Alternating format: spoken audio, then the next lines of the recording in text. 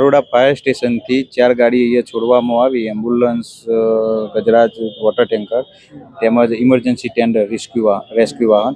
અમે સ્થળ ઉપર આવ્યા ત્યારે આગ ચાલુ હતી અને અમારા ગજરાજ અને વોટર ટેન્કરની લાઈનો ખોલી અને અમે જે આગ ચાલુ હતી ત્યાં અમે પાણીનો મારો કર્યો. તેમજ જે સિવિલ હોસ્પિટલના ક્વોર્ટર્સમાં લોકો ફસાયેલા હતા એમને ઉતાર્યા. તેમજ જે ડેડ બોડી, જે ક્રેશમાં જે લોકો મૃત્યુ પામેલ હતા એમને પેચર વડે એમને લઈ અમારા સ્ટાફે તેમને એમ્બ્યુલન્સ મારફતે તેમને સિવિલ હોસ્પિટલ ખસેડવામાં આવેલા. સર, તમે પહોંચ્યા, આગ કેટલી વિકરાળ હતી ને પ્રથમ માણસ જ્યારે ક્રેશ થયો પ્લેન ત્યારે કોઈ જીવતા સળગતા હોય એવી સ્થિતિ જોવા મળી હોય કે પછી બધા જ ઓન ધ સ્પોટ મરી ગયા હતા, કેવી શું માહોલ હતો? અમે અહીંયા પહોંચ્યા ત્યારે બોડી જોયેલી, બધી સળગેલી અને કોઈ ઓળખાય એવી નથી અને કદાચ કોઈ જીવિત તો નહોતું જ. અને એમને એમ્બ્યુલન્સ મારફતે પછી સિવિલમાં લઈ ગયેલા.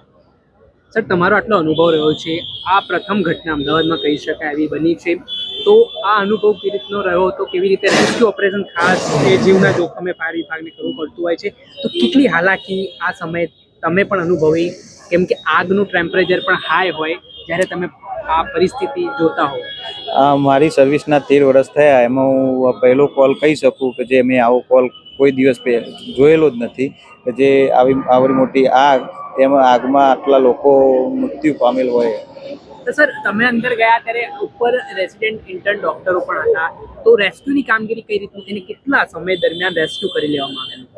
એમને અમારી ટીમે અહીંયા પહોંચ્યા ત્યારે અલગ અલગ ટીમ બનાવી, નીચે જે આગ લાગતી હતી ત્યાં આગ બુઝાઈ, જે લોકો દાઝી ગયેલા હતા અને જે એમને એમ્બ્યુલન્સ મારફતે સિવિલમાં લઈ ગયા. અને બીજી ટીમે જે બીજા ગેટના જે અમારા બીજા ટીમ હતા એ જે ક્વોર્ટર્સમાં જઈ અને એક એકને નીચે ઉતારેલા સેફટી.